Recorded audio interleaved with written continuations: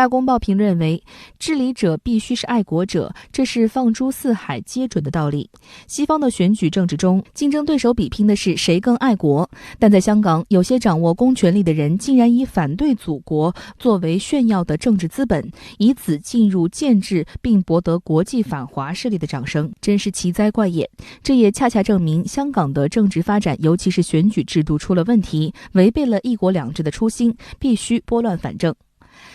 新加坡联合早报文章指出，在香港国安法落地半年多后，北京着手修改香港的选举制度，以确保爱国者治港。这项改变让北京掌握对香港的治权。该报驻港记者戴庆成提出思考，认为在对香港的改革中，日后在挑选爱国者治港时，要学会甄别冒牌爱国者也非常重要。夏宝龙副主席在这个时期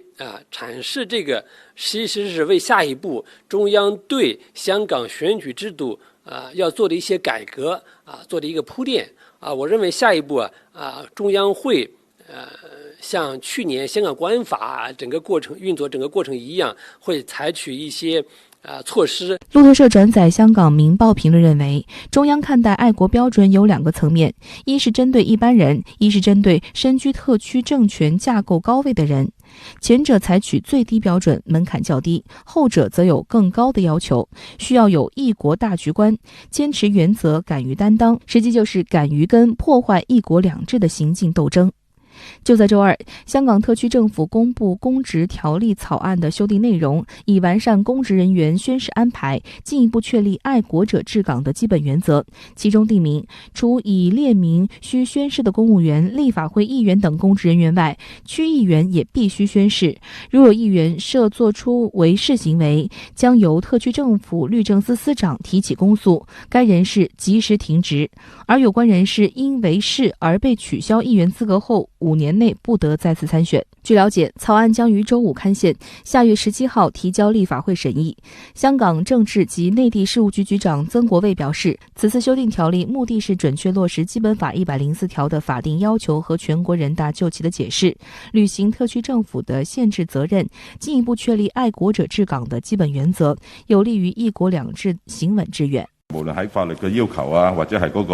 個具體機制各方面呢，係能夠做翻好咁解啫，亦冇針對任何人嘅意思。當嗰個法例一旦實施之後呢，相關嘅機制呢就會有需要嘅話就會啟動包括就話喺宣誓裏面啦，咁嗰個監誓人呢就會就翻佢宣誓嗰個過程